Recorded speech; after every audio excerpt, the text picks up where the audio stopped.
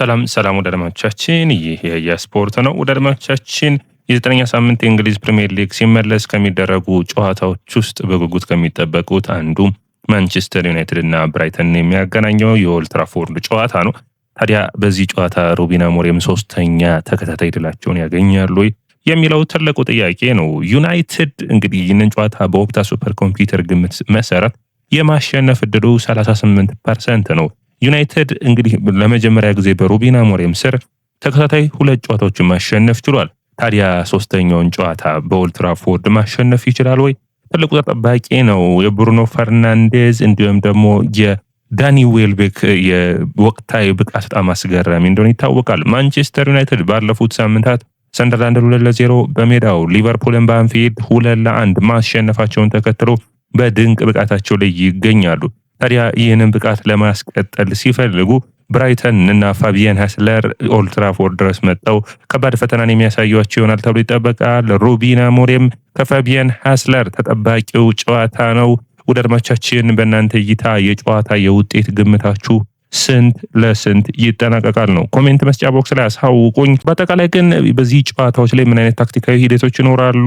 ዩናይትድ ብራይተን ምን ጥንካሬዎች አሏቸው? ድክመታቸውስ የቱ ጋ ነው የሚለውን የምናቀርብላችሁ ይሆናል። ለሁለቱም ቡድኖች ያለፈው ሳምንት ጥሩ ዜና ነበር። ምክንያቱም ዩናይትድ ኦልድ ትራፎርድ ላይ ማሸነፍ ችሏል። ሌላኛው ደግሞ ዩናይትድ አንፊልድ ሮድ ላይ ማሸነፍ ችሏል 2-1። ሌላኛው የነበረው ደግሞ የፋቢያን ሃስለሩ ብራይተን አሜክስ ስታዲየም ላይ ኒውካስትልን አስተናግዶ 2-1 ያሸነፈበት ውጤት በጣም የሚጠቀስ ነበር። ታዲያ ይህንን ተከትሎ በደረጃ ሰንጠረዡ ላይ 10ኛና 9ኛ የሚገኙት ሁለቱ ቡድኖች እርስ በራስ የሚገናኙ ይሆናል። ዩናይትድ በተከታታይ 3 ጨዋታዎችን ካሸነፈ እንግዲህ ከዓመት አልፎታል ማለት ይቻላል። ይህ ማለት ለመጨረሻ ጊዜ 3 ተከታታይ ጨዋታዎችን ያሸነፈው ከግንቦት እስከ ነሐሴ በ24 የውድድር ዓመት ነበር። አራት ጊዜ በተከታታይ ማሸነፍ የቻሉት የዛን ዓመት በየካቲት ወር እንደነበር የምታስታውሱት ነው። ታዲያ ዩናይትድ የሚቀጥሉትን ጨዋታዎች በተለይ ደግሞ በኦልድ ትራፎርድ ጨዋታዎችን ሲያደርግ አስቸጋሪ ሆኖበታል። ነገር ግን ሰንደርላንድ ማሸነፋቸው ትልቅ መነሳሳትን የሚፈጥርላቸው ነው የሚሆኑት። ባለፉት 13 ጨዋታዎችን አድርገው በኦልድ ትራፎርድ ማሸነፍ የቻሉት 3ቱን ብቻ ነው። በ8ቱ ተሸንፈው 2 ያቻ ወጥተዋል። ታዲያ 3ቱ ድሎች ውስጥ አንዱ የአስቶን ቪላ ነው። የባለፈው ሰንደርላንድ ጨዋታ ሌላኛው የሚጠቀስ ነው። ዳኒ ዌልቤክ ወደ ምርጥ ብቃቱ የተመለሰ ይመስላል። ባለፉት 3 የፕሪሚየር ሊግ ጨዋታዎች 4 ጎሎችን አስቆጥሯል። ታዲያ 3 ጎሎችን ከዚህ በፊት ለማስቆጠር የፈጀበት የነበረው 15 ጨዋታዎች ነበር። ወደ ብቃቱ እየተመለሰ የመጣ ይመስላል። እንግዲህ በጣም በጥሩ ሁኔታ ኒውካስትል ላይ 2 ጎሎችን ማስቆጠሩ የሚታወስ ነው። ታዲያ ብራይተን በጉዳት እየተቸገረ ይገኛል። ሜቱማ፣ ቬልትመን፣ ግሩዳ፣ ዲያጎ ጎሜዝ እንዲሁም ደግሞ ሄንሽል ዌብስተር እና ሶሊ ማርች የሉም። የእነዚህ አለመኖር ሜቢ እንግዲህ የመድረስ እድል ሊኖረው የሚችለው በዚህ ጨዋታ ላይ ተጠባቂው ተጫዋች የሚሆነው ሚቱማ የመመለስ እድል ይኖረዋል። ሚቱማ ከተመለሰ ከሚንታ ጋር ለዩናይትድ የመከላከል ክፍል ከባድ ፈተናን የሚፈጥሩ ይሆናል ብዬ አስባለሁ። ሌላኛው እንግዲህ በጨዋታው ኦፕታ ሱፐር ኮምፒውተር ግምቱን አስቀምጧል። በጣም ተቀራራቢ ነው። ደርማዎቻችን ማንቸስተር ዩናይትድ 38% የማሸነፍ እድል ተሰጥቶታል። ብራይተን 36%፣ 26% ደግሞ አቻ ነው የተሰጠው።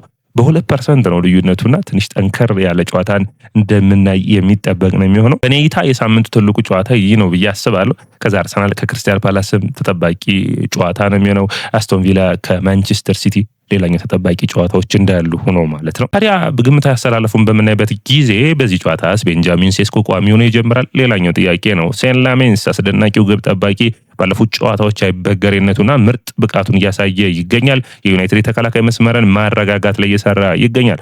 ታዲያ በዚህ ጨዋታ ላይ በኔ እይታ በሜዳቸው መጫወታቸው ብቻ ሳይሆን ሌኒ ዩሮ ወደ ጨዋታ የሚመለስበት ይመስለኛል። ማቲያስ ደሊት፣ ሌኒ ዩሮ እና ሉክ ሻው የመሰለፍ እድል ይኖራቸዋል። ሃሪ ማጓየር በተለይ ቡድኑ ወደ ኋላ ፈግፍጎ የሚጫወት ከሆነ ሃሪ ማጓየር በጣም ተመራጭ ተጫዋች ነው። ነገር ግን በሃይላይን ዩናይትድ ለመጫወት ከፈለገ ደግሞ ዴሊትን የማል ተከላካይ አድርጎ ሌኒ ዩሮን በመስመር ማሰለፍ ውጤታማ ያደርገዋል። አማድ ዲያሎ አሁንም ቦታውን የሚያስጠብቅ ይሆናል። ካዝሜሮ፣ ብሩኖ ፈርናንዴዝ፣ ዲያጎ ዳሉት ወይስ ዶርጉ የሚለው ሌላ ጥያቄ ነው ለማንቸስተር ዩናይትድ ደጋፊዎች። ነገር ግን ዲያጎ ዳሉት ከማውንት ጋር የፈጠረው ጥምረት በተለይ ደግሞ ቡድኑ አማድ በሚያጠቃበት ጊዜ ወደ ባክፎር ለመመለስ ዲያጎ ዳሉትን ተመራጭ ያደርገዋል። ስለዚህ ያ ቦታ ሊመረጥ ይችላል። ከዛ ውጭ የኮሜንት ወደ ኢንቨርትድ ዊንገር ስለሚሆን በቀኝ እግር ተከላካይ ማቆም ሌላኛው ተመራጭ ነው የሚሆነው። የሚንቦሞ፣ የማቲያስ ኩኛና የማውንት የአጥቂ መስመር ግን አሁንም የሚለወጥ አይመስለኝም። ምክንያቱም የተሻለ ጥምረቶችን እያመጡ ነው። ከዛ ውጭ ረጃጅም ተከላካዮች ነው ያሉት። በተለይ ቫን ሄካ እና ዳንክ ስለዚህ ሁለቱን ለመከላከል ሴስኮን ከማሰለፍ ይልቅ ማቲያስ ኩኛ፣ ሚንቦሞና ማውንት የተሻሉ ተመራጭ ተጫዋቾች ይሆናሉ ብዬ አስባለሁ። በብራይተን በኩል ቨርብሩገን ግብ ጠባቂውን ይጀምራል። ወፈር፣ ቫንሄከ፣ ዳንክ እና ከዲዮግሉ የግራ መስመሩን የሚይዙ ይሆናል። ባሊባና ያሪ ሩታ የአማካይ መስመሩን፣ ያኮብ ሜንታ ሚቱማ የሚደርስ ከሆነ ሚቱማ፣ ካልደረሰ ደግሞ ዲኩፐር የግራ መስመሩን የሚይዙ ይሆናል። ዳኒ ዌልቤክ የቀድሞ የማንቸስተር ዩናይትድ ተጫዋች ዩናይትዶች በክረምት የዝውውር መስኮት ለማስፈረም ይህንን ተጫዋች ሞክረው ነበር። በእድሜውና በኮንትራቱ ሁኔታ ላይ ሰር ጂም ራትክሊፍ ፍቃድን ባለመስጠታቸው ምክንያት ይህ ተጫዋች እንግዲህ ወደ ዩናይትድ እንዳልመጣ የምታስታውስ ነው። የ35 ዓመቱ አጥቂ አስደናቂ ብቃቱ ላይ ይገኛል። ታዲያ በኦልድ ትራፎርድ ጎሎችን ያስቆጠራል። የምናየው ይሆናል። በጨዋታው ላይ ምን አይነት ታክቲካዊ ሂደቶችን እናያለን የሚለው እንግዲህ ትልቁ ጥያቄ ነው የሚሆነው። ታዲያ ብራይተን ወደ ኦልድ ትራፎርድ አቅንቶ ባለፉት ጨዋታዎች አልተሸነፈም። 3 ጊዜ አሸንፏል፣ 2 ጊዜ አቻ ወጥቷል። ጥሩ ብቃት ነው የሚገኙት ወደ ኦልድ ትራፎርድ በመምጣት። ታዲያ ዩናይትድ ይህንን ሁኔታ ይቀይሩታል ወይ? ትልቁ ጥያቄ ነው የሚሆነው። ታዲያ በዚህ ጨዋታ ውስጥ ከሚጠበቁ 5 ነጥቦችን ላቅርብላችሁ። አንደኛው ቤንጃሚን ሴስኮ ወይስ ማቲያስ ኩኛና ብሪያን ሚንቦሞ ተሰልፈው ያለ ቋሚ አጥቂ በኩኛ መሰለፍ የተሻለ ነው ወይ የሚል ነው። በኔ እይታ ያን መቀጠል ያለባቸው ይመስለኛል። ቫንሄካና ዳንክ በጣም ጥሩ የሆኑ መሀል ተከላካዮች ናቸው። ስለዚህ እነዚህ ተከላካዮችን ሽፍት ለማድረግ ወይም ቦታቸውን እንዲቀይሩ ለማድረግ ለመልሶ ማጥቃት ማውንት ኩኛና ሚንቦሞ መጀመር በጣም አስፈላጊ ይመስለኛል። በተለይ የዩናይትድ ጥሩ ፐርፎርማንስ ያየ ነው። አንፊልዱ ጨዋታ ላይ ያየናቸውን ፐርፎርማንሶች አሁን ማስቀጠል የሚያስፈልግ ነው የሚሆነው። አማድ ቀኙን መስመር ትይዛለች። በጣም ጥሩ የሆነ ብቃቱን እያየ ነው። ብሪያን ሚንቦሞ የሚሰጠው ድል፣ ኩኛ ሁለቱም መስመሮች የሚያጣምርበት መንገድ፣ ማውንት አሁንም የሆነ የተለየ ነገርን በኦልድ ትራፎርድ ያደርጋል ብዬ አስባለሁ። ሹት የሚያደርጋቸውን ነገር ከሳጥን ውጭ መቀጠል ይጠበቅበታል። ታዲያ ይህ ጥምረት ውጤታማ ለማድረግ ፕረስ ለማድረግ የተመቸ ስለሆነ ታዲያ በጣም ይህንን አሰላለፍ መቀጠል ያለባቸው ይመስለኛል። ሴስኮ አሁንም ከተቀያሪ ወንበር እየተነሳ ጨዋታውን በሚገባ ተጽዕኖ መፍጠር የሚችል ነው የሚሆነው። ሌላኛው እንግዲህ መነሳት የሚጠበቅበት በዚሁ ተመሳሳይ ሂደት ውስጥ የተቃራኒ ቡድን የማጥቃት ክፍል ስታዩ የሜቱማ ዊልቤክና ሜንታ በጣም እንደ ዩናይትድ ደግሞ አስፈሪ የሆነ የመልሶ ማጥቃት ያላቸው ነው። ያኮብ ሜንታ በምርጥ ብቃቱ ላይ የሚገኝ ነው። በእንግሊዝ ፕሪሚየር ሊግ ውስጥ ካሉ የቀይ መስመር ተጫዋቾች ውስጥ ምርጦች ውስጥ አንዱ ነው። ሜንታ ተጫዋቹን ማቆም በጣም አስቸጋሪ ነው። ፍጥነቱ፣ ድሪብሉ ለመልሶ ማጥቃት የተሰራ የሚመስል ተጫዋች ነው። የሚቱማና ኩፐር የትኛው የተሻለ ነው? ሚቱማ በጣም በሰፊ ልዩነት የተሻለ ነው። ሩታና ዊልቤክ በአጥቂ መስመር ላይ ሲፈልጉ 4-4-2 ሲፈልጉ እንግዲህ 4-2-3-1 የሆኑ ቅርጹን መቀየር የሚችሉ ነው። ታዲያ ማንቸስተር ዩናይትድ በሚከላከልበትና በሚያጠቃበት ጊዜ አሁን ከ3-4-3 ይልቅ ወደ 4-4-2 አንዳንዴ ብሪያን ሚንቦሞ ማቲያስ ኩኛን ወደ አጥቂ መስመር ላይ አድርጎ የተከላካይ መስመሩ ላይ ደግሞ አማድ ወደ አማካይ መስመሩ ላይ ሽፍት ስለሚያደርግ ማለት ነው። ታዲያ ጠንካራ ፉክክር ነው። የሚቱማ የሚገባ ከሆነ አማድን ማሰለፍ ከሚቱማ ጋር ትንሽ ጠንከር ያለ ፍልሚያን የሚያስቸግር ይሆናል ብዬ አስባለሁ። ታዲያ በዚህ ሁኔታ ላይ ዳሎትን ወደ ቀኝ መስመር ሩበን አሞሪም ሊያመጡት የሚያስቡበት ሁኔታ ሊኖር ይችላል። ታዲያ ሁለቱም ቡድኖች የራሳቸው የሆነ ጥንካሬ እንዳላቸው ይታወቃል። በተለይ ማንቸስተር ዩናይትድን ስናይ የዘንድሮ ጥንካሬው በሚገርም ሁኔታ ዩናይትድ ኳሱን ለቆ ሲጫወት ወይም ደግሞ ኳሱን ለመቆጣጠር ሳይጠር ሲቀር ውጤታማ ነው። ለምሳሌ ሰንደርላንድን በሜዳቸው ሲገጥሙ 50% ነው ኳሱን መቆጣጠር ይቻሉ። ዩናይትድ ጨዋታዎችን ለመቆጣጠር በመኮረባቸው ጨዋታዎች ግን ሽንፈትን ያጋጠመው የማንቸስተር ሲቲ ጨዋታ፣ የአርሰናሉ ጨዋታውን ተቆጣጥሮታል፣ ነገር ግን ተሸንፈዋል። የፉላሙ፣ የሰንደርላንድ እንዲሁም ደግሞ የሊቨርፑልና የቼልሲ ጨዋታ ላይ ግን ኦልሞስት ከእኩል ወይም ደግሞ ከ50% ያነሰ ነበርና በእነዛ ጨዋታዎች ደግሞ ነጥብ ማንሳት ችሏል፣ ነጥብ መውሰድ ችሏል። ስለዚህ በዚህ ጨዋታም ዩናይትድ ኳሱን ትቶ ለቆ ሲጫወት ልታዩት ትችላላችሁ። ሩበን አሞሪም አሁን ሁሉን ነገር በዩናይትድ ቤት ለማሸነፍ ሁሉን ነገር ነው የሚሞክሩት። የግድ ኳስ መያዝ አለብኝ ብሎ አምኖም 3-4-3 አሰላለፋቸውን እንኳን ብዙ ወቀሳ ቢቀርብባቸውም እስካሁን ድረስ ተችለው ወይም ደግሞ በጥንቃቄ እየሄዱ እንዳለ ይታወቃል። ታዲያ ሌላኛው መነሳት የሚጠበቅበት ነጥብ ብራይተንም የመልሶ ማጥቃት ወይም ኳሱን መያዝ የማይፈልግ ቡድን ሆኗል ዘንድሮና ትንሽ ይህም ነጥብ መነሳት ይጠበቅበታል። ምክንያቱም ብራይተን ምርጥ ፐርፎርማንስ ያሳዩት በቶተናምና በማንቸስተር ሲቲ ጨዋታ ነው፣ እንዲሁም ደግሞ በኒውካስትሉ ጨዋታ። ታዲያ እነዚህን ጨዋታዎች ሲያሸንፉ በቶተናሙ ጨዋታ እንኳን አቻ ነው። ኳሱን ለቀው በመልሶ ማጥቃት ቡድኑ በሚገባ መሮጥ የሚችሉ ነው። የማንቸስተር ሲቲዎቹ ጎሎች የምታስታውሷቸው ናቸው። በቶተናሙ ጨዋታ ያኮብ ሜንታ ቀጥታ መልሶ ማጥቃት ነው፣ ረጅም ኳስ ነው የተላከው። ስለዚህ ሁለቱም ቡድኖች እንግዲህ ኳሱን አንተ ያዝ የሚል አይነት ክርክር ውስጥ እንዳይገቡ የሚጠበቅ ይሆናል ብዬ አስባለሁ። በሁለቱም ቡድኖች በኩል በግብ ጠባቂዎቹ ረጃጅም ኳሶችን ልናይበት የምንችለው ጨዋታ ነው የሚሆነው። ብራይተን በሃይላይን ይጫወታል ብዬ አላስብም። ነገር ግን በሃይላይን ከተጫወተ ዩናይትድ በጣም ጨዋታዎችን በፍጥነት ነው የሚጀምረው። የብሪያን ሚንቦሞ አስደናቂ ፐርፎርማንስ ከማቲያስ ኩኛና ከማውንት ጋር በጣም ዩናይትድ ጫናዎችን ይፈጥራል። በመጀመሪያዎቹ 30 ደቂቃዎች 2 እና 3 ጎሎችን ልታዩ ትችላላችሁ። በተለይ ደግሞ ብሪያን ምቤሞ በጣም በሚገርም ሁኔታ አምና ቶማስ ፍራንክ ይህንን ሲስተም ሲጠቀሙበት ይታይ ነበር።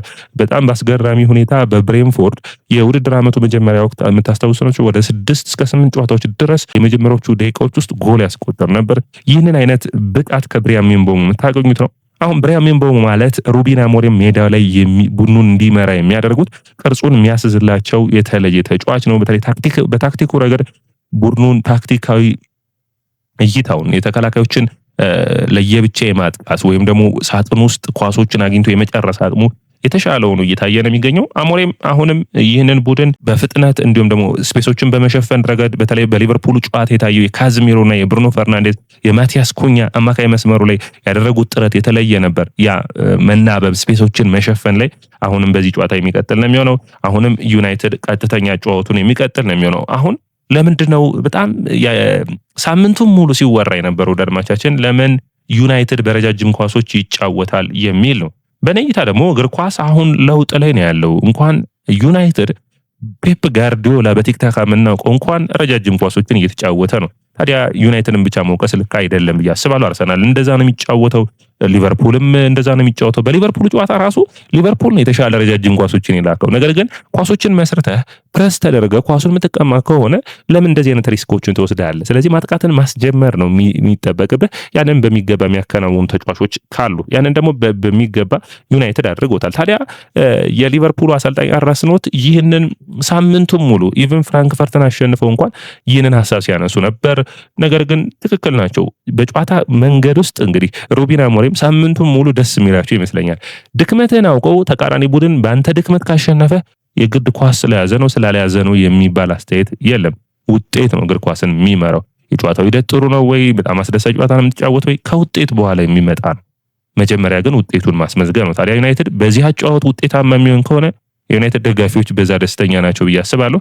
ሌላኛው እንግዲህ ዘንድሮ የዩናይትድ ግብ ጠባቂን ያሻሻለው ሴን ላሜንስ 2 ተከታታይ ጨዋታዎችን በአንፊልድ ሮድና በኦልድ ትራፎርድ አድርጓል። በፕሪሚየር ሊጉ ጫና ውስጥ የሚከቱ 2 ስታዲየሞች ላይ ጥሩ ፐርፎርማንስን አሳይቷል። ታዲያ ኦልድ ትራፎርድ ላይ ተመልሶ 3ኛ ጨዋታ የምናየው ይሆናል። ኳሱን የሚያሻመበት መንገድ ጥሩ ነው። ከቡድኑ ጋር እየተዋሃደ ሲመጣ ረጃጅም ኳሶቹ ካሁኑ በተሻለ ደግሞ ውጤታማ ይሆናሉ ብዬ አስባለሁ። ሴን ላሜንስ የዩናይትድን የግብ ጠባቂዎች በጥሩ ሁኔታ አንደኛ ዩናይትድ ከረጅም ጊዜ በኋላ የተረጋጋ ግብ ጠባቂ አግኝቷል። ስህተቶችን አይሰራም ብዬ አላስብም። በሚቀጥሉ ጨዋታዎች ስህተቶችን ማንም ግብ ጠባቂ ይሰራል። ነገር ግን የምሰራቸው ስህተቶች የቁጥር ሁኔታ ነው ወሳኝ። 1 በውድድር ዓመቱ ብሰራ 2 ብሰራ ችግር የለውም። ዩናይትድ በየጨዋታው ነበር ሴን ላሜንስ ቋሚ ከመሆኑ በፊት በኦናናና እንዲሁም ደግሞ በባይንደር ስህተቶች ሲያስተናግድ የነበረው ያን ከተቀነሰ ዩናይትድ በአጠቃላይ ውጤታማ ይሆናል ብዬ አስባለሁ። ውድ አድማጮቻችን ይህ ያያ ስፖርት ነው። ያያ ስፖርትን ላይክ፣ ሼር፣ ኮሜንት፣ ሰብስክራይብ ማድረጋችሁን አትርሱ። ማንቸስተር ዩናይትድ ከብራይተን ምሽት 1 ሰዓት ተኩል ተጠባቂው ጨዋታ። የእናንተን የውጤት ግምታችሁን አስቀምጡልኝ። ይህ ያያ ስፖርት ነው።